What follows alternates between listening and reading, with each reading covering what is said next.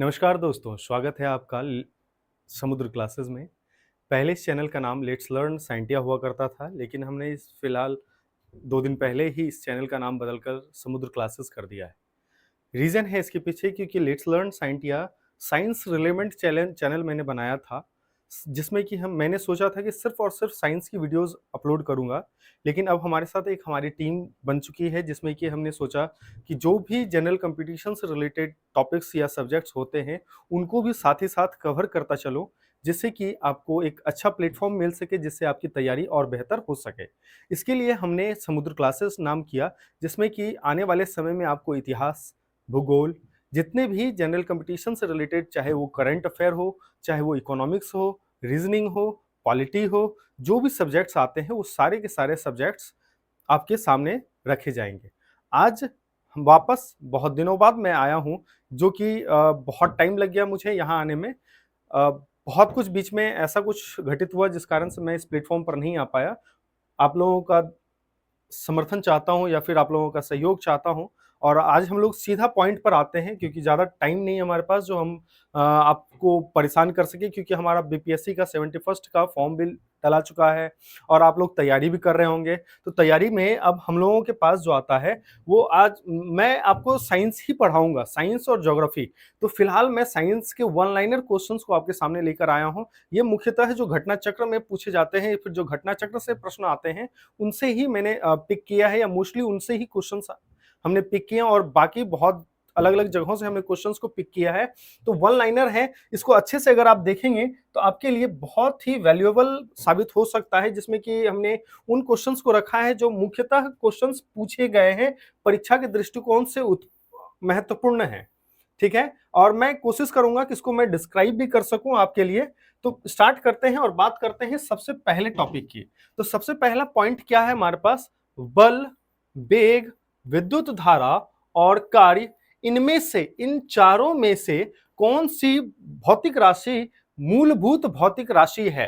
तो याद रखेंगे, इनमें से सिर्फ विद्युत धारा ही है जो क्या है, भौतिक राशि है, जो फंडामेंटल फिजिकल क्वांटिटीज है। फंडामेंटल फिजिकल क्वांटिटीज जो है वो हमारे पास 7 होती है, जिसमें से एक विद्युत धारा भी है। ठीक है, तो विद्युत धारा को हम लोग क्या कहते हैं? मूलभूत भौतिक राशि या फंडामेंटल फिजिकल क्वांटिटीज कहते हैं। और बल जो है, वेग और कार्य जो है, इन्हें हम व्युत्पन्न भौतिक राशि कहते हैं। अगला जो पॉइंट है वो है हमारे पास शक्ति या विद्युत शक्ति। जो शक्ति होता है, शक्ति का मतलब होता है, इसी को अंग्रेजी में हम लोग कहते हैं पावर। क्या कहते हैं इसको? पावर। पावर का मतलब होता है वर्क डन पर सेकेंड, है ना? वर्क डन पर सेकेंड, पर यूनिट टाइम में हम कितना कार्य करते हैं या कार्य करने की जो हमारी क्षमता होती है, इसी को हम लोग शक्ति कहते हैं। मतलब पावर बराबर work, work done upon time होता है। याद रखेंगे, तो वर्क का जो मात्रक होता है, जो कार्य का मात्रक होता है, वो जूल होता है, और टाइम का मात्रक जो समय है, ये एक मूलभूत भौतिक राशि है, इसका समय का मात्रक जो है वो सेकेंड होता है। तो याद रखेंगे कि जो जूल पर सेकेंड होता है वो शक्ति का मात्रक होता है। इसी जूल पर सेकेंड को क्या कहा जाता है? एक वाट कहा जाता है। तो ये भी प्रश्न कई बार पूछा गया है कि एक वाट किसके समतुल्य है? तो याद रखेंगे, एक वाट एक जूल प्रति सेकेंड के समतुल्य माना जाता है या होता है। आगे अगर हम बात करेंगे कि हमारे पास जो फोर्स, हमारे पास जो यूनिट है वो यूनिट है फोर्स का। ठीक है, साथ ही साथ आप लोग कोशिश करेंगे इसको नोट डाउन भी करने का। तो हम बात करते हैं, अगला जो यूनिट है हमारे पास क्या है? फोर्स। हमने मैकेनिक्स में पढ़ा है, जिसको कि कहते हैं हम लोग यांत्रिकी, यांत्रिकी में पढ़ा है Newton's law, Newton's law of motion. Newton's law of motion में जो न्यूटन का सेकेंड, इसमें इन्होंने 3 लॉज दिए थे। कितने लॉज दिए थे? 3 लॉज दिए थे। इन 3 लॉज में से जो सेकेंड लॉ है, उस सेकेंड लॉ से हमें फोर्स मिलता है। फोर्स क्या होता है? F equal to M A होता है। M मतलब द्रव्यमान। याद रखेंगे, M क्या होता है? द्रव्यमान। और A क्या होता है? इसको कहते हैं त्वरण, या फिर इसी को अंग्रेजी में कहते हैं एक्सेलरेशन। तो बल क्या होता है? तो द्रव्यमान गुना त्वरण को ही क्या कहा जाता है? बल कहा जाता है। और द्रव्यमान का जो मात्रक होता है वो होता है आपका kg, और त्वरण का मात्रक होता है मीटर पर सेकेंड स्क्वायर।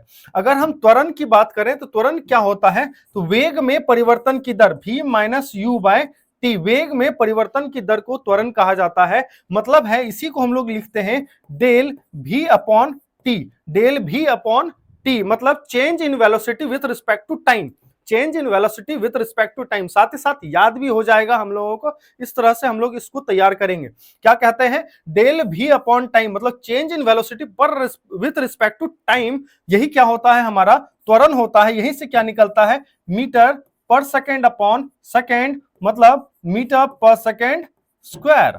तो यहीं से आपको क्या मिलता है, बल का मात्रक केजी मीटर पर सेकेंड स्क्वायर। मतलब अब हम कह सकते हैं बल का जो एक मात्रक हो गया केजी मीटर पर सेकेंड स्क्वायर, और इसी केजी मीटर पर सेकेंड स्क्वायर को क्या कहा जाता है, एक न्यूटन कहा जाता है। याद रखेंगे एक न्यूटन किसके समतुल्य होता है, एक केजी मीटर पर सेकेंड स्क्वायर के समतुल्य होता है। तो बल का मात्रक यहां पर हमें मिलता है एक केजी मीटर पर सेकेंड स्क्वायर, या फिर इसी को हम लोग न्यूटन भी कह सकते हैं। अगला जो मात्रक है हमारे पास क्या है, यूनिट ऑफ वर्क।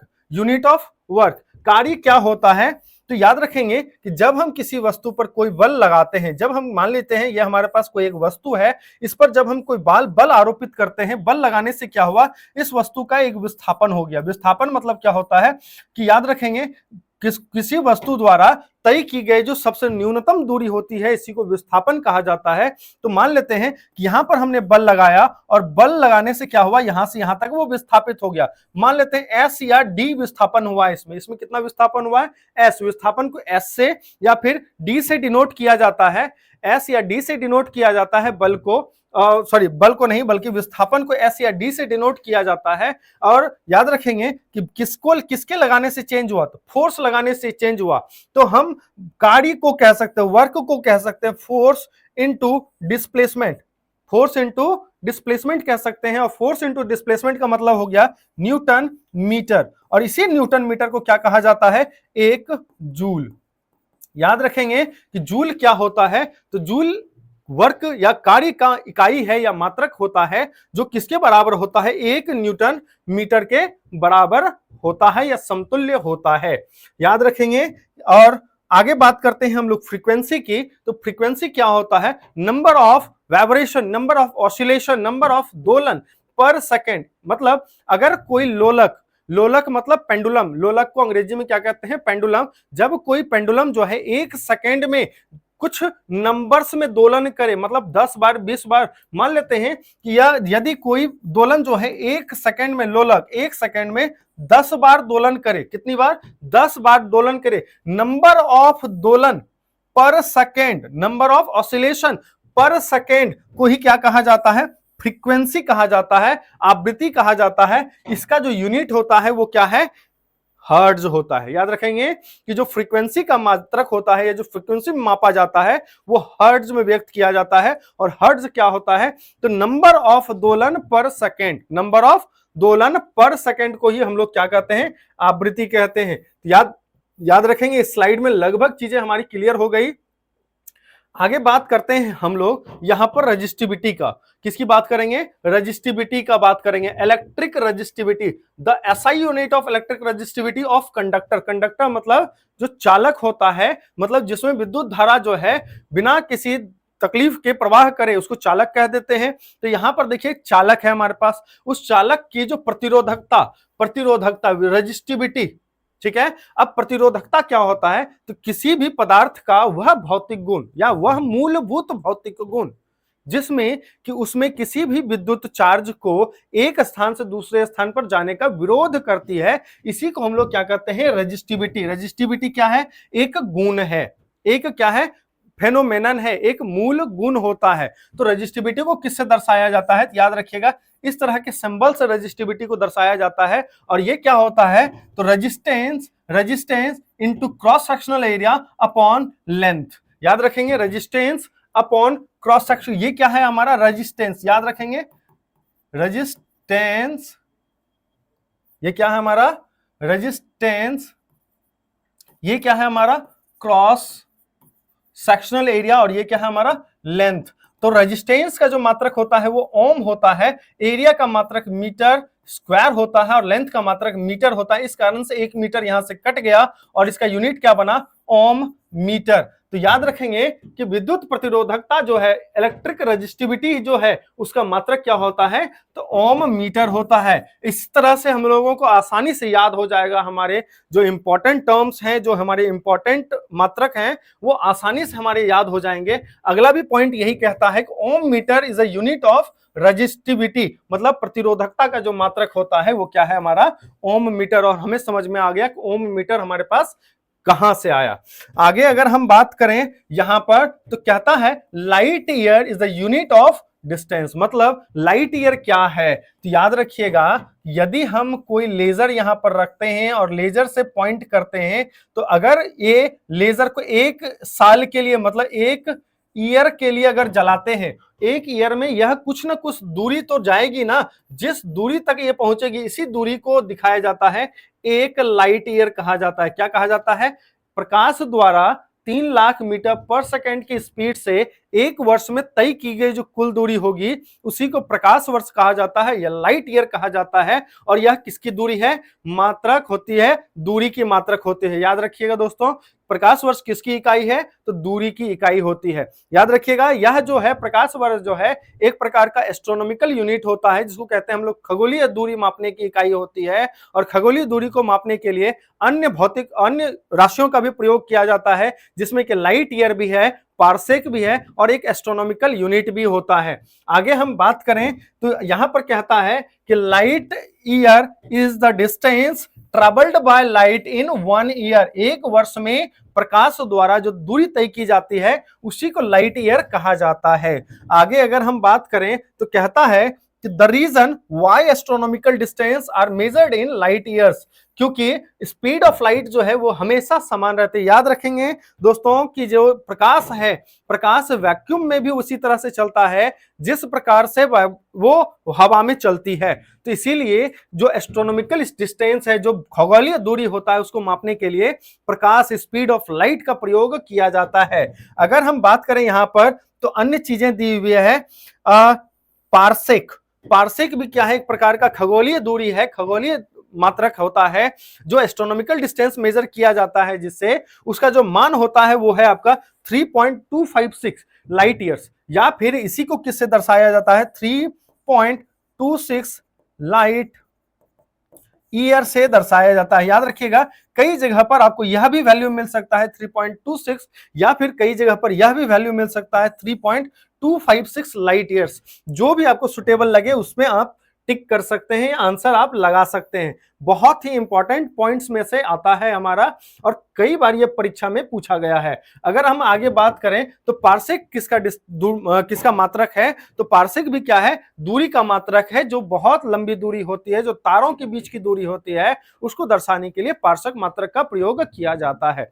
आगे अगर हम बात करें, unit of measurements multiplied by 0.39 to convert to inches, मतलब कि माप की इकाई जिसे 0.39 से अगर गुना कर दिया जाए, 0.39 से गुना कर दिया जाए तो इंच में बदल जाता है, तो वह क्या है, तो सेंटीमीटर। माप याद रखेंगे, 1 सेंटीमीटर बराबर 0.39 इंच के बराबर होता है। तो याद रखेंगे दोस्तों कि इंच को अगर हम, क्योंकि हमें पता है कि 2.54 सेंटीमीटर बराबर 1 इंच होता है, 2.54 सेंटीमीटर बराबर कितना होता है, 1 इंच होता है। और 1 सेंटीमीटर को अगर हमें इंच में कन्वर्ट करना है तो 0.39 से गुना कर देने पर क्या होगा, वह इंच में कन्वर्ट हो जाएगा। यही पॉइंट कहता है कि एक किससे गुना कर दिया जाए, किसमें गुना कर दिया जाए 0.39 को, तो इंच में बदल जाएगा, तो सेंटीमीटर को। अब अगला जो पॉइंट हमारा आता है वो कहता है कि 6 फुट लंबे व्यक्ति, मान लेते हैं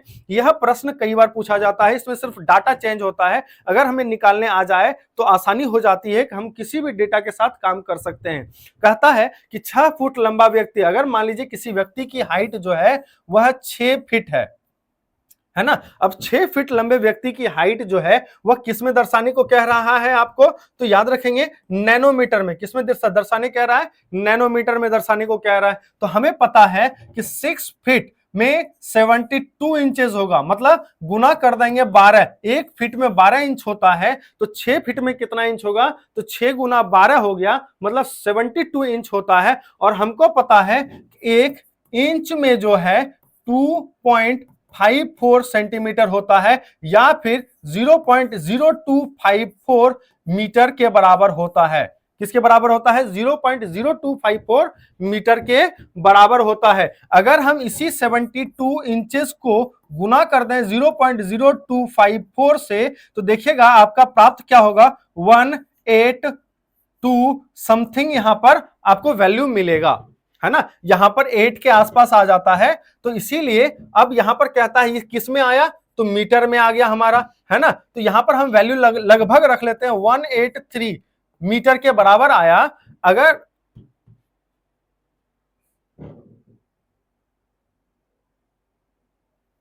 सॉरी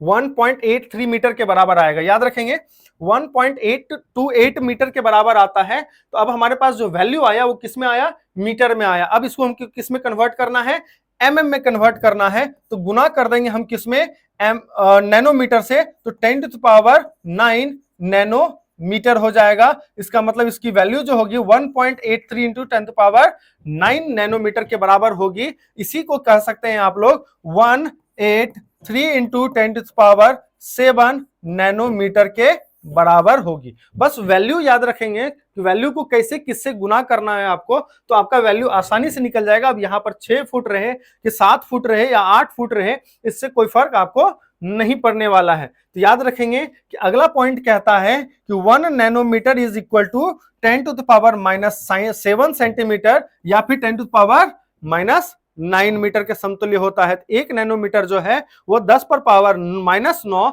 या 10⁻⁻7, तो -7 रहेगा, तो ध्यान में रखेंगे कि सेंटीमीटर के साथ जाएंगे। अगर -9 है तो याद रखेंगे मीटर के साथ हम लोग काम करेंगे, मीटर के साथ हम लोग आगे बढ़ेंगे। तो आगे अगर हम पॉइंट पर बात करें तो कहता है ampere is the unit of electric current. Electric current का जो मात्रक होता है वो क्या होता है आपका दोस्तों, तो एम्पियर में मापा जाता है। एम्पियर जो है उसका मात्रक होता है।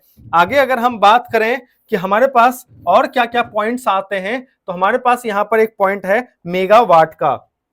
क्या पॉइंट है दोस्तों, मेगावाट। मेगावाट का जो प्रयोग है या जो मेगावाट है, तो यहां पर देखिएगा मेगा, मेगा लिखा हुआ है ना, मेगा, और यहां पर क्या है, वाट। मेगा का वैल्यू होता है 10⁻6। मेगा का वैल्यू क्या होता है, 10⁻6। वाट, तो वाट हम लोग समझ रहे हैं, जूल पर सेकेंड, तो याद रखेंगे 10⁻6 वाट को ही क्या कहा जाता है, मेगावाट। और मेगावाट का प्रयोग कहां पर होता है, तो विद्युत संयंत्र, जहां पर विद्युत का उत्पादन होता है, विद्युत बिजली बनाया जाता है, उस स्थानों पर बिजली का बहुतायत मात्रा होता है, उसको मापने के लिए मेगावाट का प्रयोग किया जाता है। तो मेगावाट उत्पादन जहां पर होता है वहां पर इसका प्रयोग किया जाता है। आगे अगर हम लोग बात करें तो आगे जो हमारे पास पॉइंट आती है वो है एक्सेलरेशन। एक्सेलरेशन किससे संबंधित है, तो मीटर पर सेकेंड स्क्वायर से संबंधित है।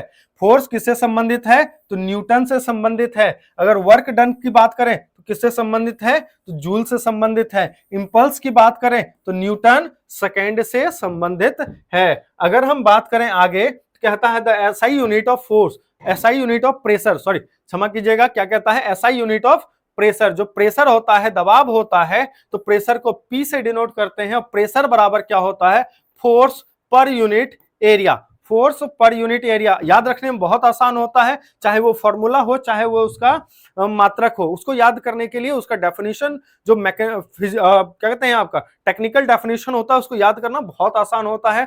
तो प्रेशर क्या होता है, फोर्स पर यूनिट एरिया, मतलब किसी क्षेत्रफल, इकाई क्षेत्रफल पर जितना बल लगता है उसी को दबाव कहा जाता है। तो यहां से इसका मात्रक निकालना है अगर हमें, तो फोर्स का मतलब हो गया कि न्यूटन होता है इसका मात्रक, और एरिया का मात्रक होता है, क्या कहते हैं हम लोग, मीटर स्क्वायर। तो क्या हो गया, न्यूटन पर मीटर स्क्वायर को ही हम लोग क्या कहते हैं, 1 पास्कल। तो कई बार यह पूछा जाता है प्रेशर का मात्रक क्या है, तो याद रखेंगे दोस्तों पास्कल होता है। लेकिन कभी कभार ये भी पूछ लिया जाता है एक पास्कल जो है वह किसके समतुल्य है, तो याद रखेंगे एक पास्कल जो है 1 न्यूटन पर मीटर स्क्वायर के समतुल्य या बराबर है। आगे अगर हम बात करें यहां पर, तो आगे हमारे पास आता है कि यहां पर वाट किससे संबंधित है, तो वाट जो है हमारा पावर शक्ति से संबंधित है। नॉट किससे संबंधित है, स्पीड ऑफ शिप जो जहाज होता है उसकी गति से संबंधित मात्रक है ये। नॉटिकल माइल क्या है, नेविगेशन मतलब नाविक का द्वारा प्रयोग किया जाने वाला ये टर्म है। कैलोरी क्या है, यह हीट है। जूल क्या होता है, जूल किसके संबंधित है, तो कार्य से संबंधित है, वर्क से संबंधित है। एम्पियर किससे संबंधित है, तो इलेक्ट्रिक करंट से संबंधित है। वोल्टेज किससे संबंधित है, वोल्ट या वोल्टेज दोनों एक ही चीज है, तो वोल्टेज किससे संबंधित है, तो इलेक्ट्रिक पोटेंशियल से संबंधित है। अगर हम बात करें आगे कहता है कि number of watts in horse power मतलब जो बड़े बड़े मशीन होते हैं, जो बड़े बड़े मशीन हैं उसकी जो शक्ति है वह बहुत अधिक होती है। अगर वाट में अगर इसको व्यक्त किया जाए बहुत बड़े न्यूमेरिकल वैल्यू के साथ आएगी, इसीलिए इसको हॉर्स पावर में व्यक्त किया जाता है। और एक हॉर्स पावर जो होता है वह 746 वाट के समतुल्य होता है या बराबर होता है। अगर अगला बात करें एंगस्ट्रम की, तो एंगस्ट्रम किसका मात्रक है, तो वेव लेंथ। एंगस्ट्रम को ए से डिनोट किया जाता है और ये कहता है कि जो वेव लेंथ होता है, जैसे कि हम कहते हैं कोई ये वेव है ना, ऑक्सीलेशन करते वक्त किसी भी तरंग को अगर हम बात करें, अगर दो लगातार स्ट्रिंग या दो लगातार क्रस्ट, दो लगातार ट्रफ या दो लगातार क्रस्ट के बीच का जो डिस्टेंस होता है, जो लेंथ होता है, इसी को वेव लेंथ कहा जाता है, इसी को वेव लेंथ कहा जाता है। एंगस्ट्रॉम से प्रयोग किया जाता है इसको दिखाने के लिए। ये भी क्या है, दूरी ही मापती है। ये भी किसको मापती है, डिस्टेंस को ही मेजर कर रही है। तो दो ट्रफ के बीच का जो डिस्टेंस होता है बहुत छोटा होता है, इसीलिए इसको छोटी सी इकाई वेव लेंथ को दिखाने के लिए एंगस्ट्रम का प्रयोग किया जाता है। तो यह पॉइंट भी आपके लिए महत्वपूर्ण हो सकता है, कुछ भी पूछा जा सकता है बीपीएससी के द्वारा। तो हम लोगों को हर पॉइंट्स पर डिस्कस कर लेने हैं, चाहे वो छोटे पॉइंट्स हो चाहे वो बड़े पॉइंट्स हो। हर पॉइंट्स पर अगर हम लोग डिस्कस कर लें तो कोई भी परीक्षा के दृष्टिकोण से हमारा पॉइंट नहीं छूटने वाला है दोस्तों। तो अगर हम बात करें तो यहां पर कहता है कि कौन किससे मैच करता है, तो हाई स्पीड के लिए मैक का प्रयोग किया जाता है। याद रखिएगा इसी में अल्ट्रासोनिक भी है, इसी में सुपरसोनिक भी है। तो अल्ट्रासोनिक क्या होता है, मैक पहले समझ लेते हैं मैक क्या होता है। तो मैक जो है ध्वनि की गति है। किसकी गति है, तो स्पीड ऑफ साउंड है। स्पीड ऑफ साउंड को मैक में व्यक्त किया जाता है। और एक मैक जो है आपका, एक मैक जब होगा उससे नीचे होगा तो वो ध्वनि की रफ्तार होगी, लेकिन एक मैक से जब ऊपर होता है, 2 मैक के बराबर होता है, 2 मैक के आसपास होता है, तो इसी को क्या कहा जाता है, सुपरसोनिक कहा जाता है। इससे जब ऊपर होता है 5 मैक तक होता है तो हाइपरसोनिक भी कहा जाता है इसको। अगर हम आगे बात करें वेव लेंथ को दर्शाने के लिए एंगस्ट्रम का प्रयोग होता है, प्रेशर के लिए हम पास्कल का प्रयोग करते हैं, एनर्जी के लिए हम लोग जूल का प्रयोग करते हैं।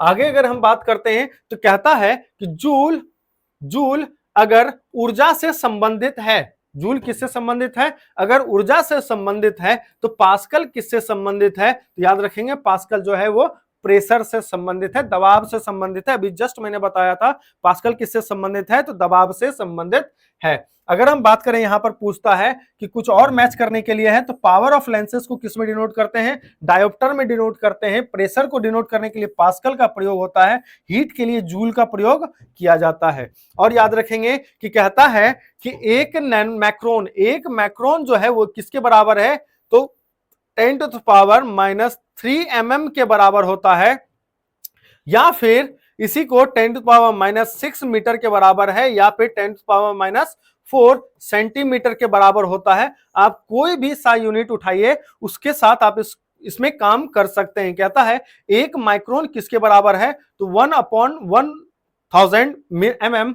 या फिर इसी को 10⁻³ mm भी कह सकते हैं। एक माइक्रोन जो है वो 10⁻⁻4 या 10⁻⁻6, 10⁻4 रहेगा तो ध्यान में रखेंगे तो सेंटीमीटर के साथ काम करेंगे, अगर 10⁻⁻6 रहेगा तो वो मीटर के साथ काम करेंगे। आगे अगर हम बात करें कि आगे हमारे पास क्या पॉइंट्स आते हैं, तो यहां पर ध्यान रखेंगे, कहता है डेसिबल। सेम उसी तरह से आपसे पूछता है कि डेसिबल किससे संबंधित है, तो कहता है यूनिट ऑफ साउंड इंटेंसिटी, जो साउंड की इंटेंसिटी होती है, साउंड की तीव्रता होती है, उसको डेसिबल में व्यक्त कहते हैं, या फिर ध्वनि जो होता है, जो शोरगुल होता है, उसको डेसिबल में दिखाया जाता है। अब कहते हैं हॉर्स पावर किससे संबंधित है, तो यूनिट ऑफ पावर है, शक्ति का क्या है, मात्रक होता है। अगर हम नॉटिकल माइल्स की पूछें तो किससे संबंधित है, तो यूनिट ऑफ नेवल डिस्टेंस है, समुद्री दूरी को मापते हैं इसमें। अगर हम बात करें सेल्सियस, सेल्सियस किससे संबंधित है, तो टेम्परेचर से संबंधित है, यूनिट ऑफ टेम्परेचर कहा जाता है इसको। अगर हम आगे बात करें तो कहता है कि कैलोरी, किलो जूल और वाट में से यह उष्मा की इकाई नहीं है। तो उष्मा के लिए इकाई कौन नहीं है, तो याद रखेंगे वाट। वाट किसकी इकाई है, तो शक्ति की इकाई होती है, पावर की इकाई होती है, इसीलिए इसको वाट को अलग कर देते हैं हम लोग। आगे हम लोग बात करते हैं एक पॉइंट पर, कहता है सेंटीग्रेड, कैलोरी, अर्ग और जूल, यह में से यह उष्मा की इकाई नहीं है। कौन उष्मा की इकाई नहीं है, तो ये क्या है, टेम्परेचर, तापमान की इकाई होती है सेंटीग्रेड, इसीलिए इसको क्या कहते हैं कि यह उष्मा की इकाई नहीं है। इनमें से याद रखेंगे कौन सी नहीं है, तो सेंटीग्रेड जो है उष्मा की इकाई नहीं है। सेंटीग्रेड किसकी इकाई है, तो तापमान की इकाई होती है, याद करेंगे हम। और कहते हैं एक distance, a distance of 1 kilometre means 1000 metre के बराबर होता है, 1000 मीटर के बराबर होता है। 1 किलोमीटर याद रखेंगे 1000 मीटर के समतुल्य या बराबर माना जाता है या फिर है। आगे अगर हम बात करें पिकोग्राम, क्या पॉइंट आता है कि पिकोग्राम, एक पिकोग्राम जो है 10⁻⁻12 ग्राम के बराबर होता है। एक पिकोग्राम याद रखिएगा, बहुत छोटा जब वजन मापते हैं तो उसको पिकोग्राम में व्यक्त करते हैं, और एक पिकोग्राम जो है वह 10⁻12 ग्राम के समतुल्य या बराबर होता है। याद रखेंगे pascal is unit of measuring pressure. Pascal किसके लिए प्रयोग में आता है, तो दबाव को मापने के लिए प्रयोग में आता है। यूनिट ऑफ प्रेशर क्या है, न्यूटन मीटर स्क्वायर। अभी जस्ट मैंने बताया था फोर्स पर यूनिट एरिया, तो फोर्स का मात्रक न्यूटन प्रति मीटर स्क्वायर, एरिया का मात्रक तो यहां पर न्यूटन पर मीटर स्क्वायर, या फिर इसी को हम दर्शा सकते हैं KG F centimetre square. Clear है। अब अगर हम बात करें unit of atmospheric pressure, atmospheric वायुमंडलीय दाब को मापने का जो मात्रक होता है वो किसके बराबर होता है, बार कहा जाता है उसको। क्या कहते हैं उसको, बार कहते हैं। 1 केजी पर सेंटीमीटर स्क्वायर प्रेशर जो है वह 1 बार के बराबर होता है, या फिर इसका जो लगभग मान होता है 0.0980665 इसके बराबर होता है, याद रखिएगा। लेकिन 1 केजी पर सेंटीमीटर स्क्वायर जो प्रेशर होता है वह 1 एटमॉस्फेरिक प्रेशर के बराबर होता है, 1 बार के बराबर या समतुल्य होता है। अगर हम बात करें, इसमें कहता है कि प्रतिबल मतलब स्ट्रेस, ये आपका फोर्स, स्ट्रेन और दबाव, इनमें से कौन से मात्रक है, कौन सा भौतिक राशि है जिसकी की कोई भी इकाई नहीं है, तो याद रखेंगे जो विकृति होता है, विकृति मतलब क्या होता है, change in length upon actual length. जब हम किसी भी वस्तु को खींचते हैं, खींचने से क्या होता है, उसके लंबाई में बदलाव होता है, तो चेंज इन लेंथ, कितना लेंथ चेंज हुआ, अपॉन एक्चुअल लेंथ को ही क्या कहते हैं, विकृति कहते हैं, स्ट्रेन कहते हैं। और चेंज इन लेंथ इसका भी यूनिट मीटर, इसका भी यूनिट मीटर, दोनों कैंसिल हो जाता है, इसीलिए विकृति का कोई मात्रक नहीं है। तो याद रखेंगे यहां पर किसका मात्रक नहीं है, तो विकृति का कोई भी मात्रक नहीं है। आगे अगर हम बात करें कि जो कच्चा तेल होता है, जो कच्चा तेल हम लोग विदेश से आयात करते हैं, खरीदते हैं, तो विदेश में इसको मापने के लिए बैरल का प्रयोग किया जाता है, और एक बैरल जो है 159 लीटर या फिर 42 यूएस गैलन, याद रखेंगे 159 लीटर या फिर 42 यूएस गैलन के बराबर होता है या समतुल्य होता है। याद रखेंगे स्मॉलेस्ट यूनिट ऑफ लेंथ, जो लंबाई की जो सबसे छोटी इकाई होती है वो फर्मी मीटर होती है, इसका मान होता है 10⁻⁻15 मीटर के समतुल्य होता है। याद रखेंगे कि क्यूसेक की बात जब हम लोग करते हैं तो क्यूसेक का मतलब होता है 1 क्यूबिक फीट पर सेकेंड। मतलब अगर हम किसी भी वस्तु का वॉल्यूम मतलब आयतन अगर हम क्यूबिक फुट में निकालते हैं, तो मान लीजिए कि जल है, जल मतलब पानी जो है उसका 1 क्यूबिक फीट 1 सेकेंड में अगर प्रवाहित हो जाता है, इसी को हम लोग 1 क्यूसेक का मान कहते हैं। तो याद रखेंगे 1 क्यूसेक का मतलब क्या होता है, तो 1 क्यूसेक का मतलब होता है 1 क्यूबिक फीट प्रति सेकेंड जल जब एक बार में प्रवाहित हो जाती है, 1 क्यूसेक मान होता है और इसका यह जो है जल प्रवाह को मापने का एक मात्रक होता है। जल प्रवाह को क्यूसेक में व्यक्त किया जाता है। याद रखना है, पानी के प्रवाह को मापने के लिए क्यूसेक में व्यक्त करते हैं। आगे अगर हम बात करते हैं कि thickness of ozone layer, ozone जो होता है, ओजोन मतलब O3 लेयर, जो हमारे वातावरण में कई सारे लेयर्स हैं, उन लेयर्स में से जो ओजोन लेयर है उसकी जो मोटाई है, उसकी जो थिकनेस है, उसको ऊर्ध्वाधर थिकनेस मतलब ऊर्ध्वाधर वर्टिकल थिकनेस मापने के लिए डॉप्सन इकाई का प्रयोग किया जाता है, डॉप्सन मात्रक का प्रयोग किया जाता है। यहां पर हिंदी में भी है, हिंदी में भी देख सकते हैं और इंग्लिश में भी आप लोग समझ सकते हैं। अच्छे से समझेंगे और प्रेम से समझेंगे तो चीजें आसानी से क्लियर हो जाएंगे। कहता है Dobson unit is used for the measurement of concentration of ozone layer, ozone layer के कंसंट्रेशन या फिर थिकनेस को मेजर करने के लिए डॉप्सन यूनिट या डॉप्सन इकाई का प्रयोग किया जाता है। आगे अगर हम लोग बात करते हैं तो आगे हमारे पास है measuring devices and scales. Measuring devices and scales के बारे में हम लोग आगे आने वाले वीडियोस में, ये हमारा जो सीरीज होगा वो वन लाइनर का सीरीज होगा, जिसमें मैं आपको फिजिक्स, केमिस्ट्री और बायोलॉजी के वन लाइनर्स कराऊंगा। आप लोग कमेंट करके बता सकते हैं कि आपको इनमें से क्या ज्यादा पसंद है और किसमें आप लोग चाहते हैं कि मैं वीडियो बनाऊं, या फिर आप क्या चाहते हैं कि इसमें किस तरह से मैं पढ़ाऊं, या फिर आपको यह वीडियो अच्छी लगे तो आप लोग कमेंट करके जरूर बता सकते हैं। तब तक इस वीडियो को अच्छे से देखिए, लाभ प्राप्त कीजिए, अपने दोस्तों को शेयर कीजिए, सपोर्ट कीजिए। जय हिंद, जय भारत।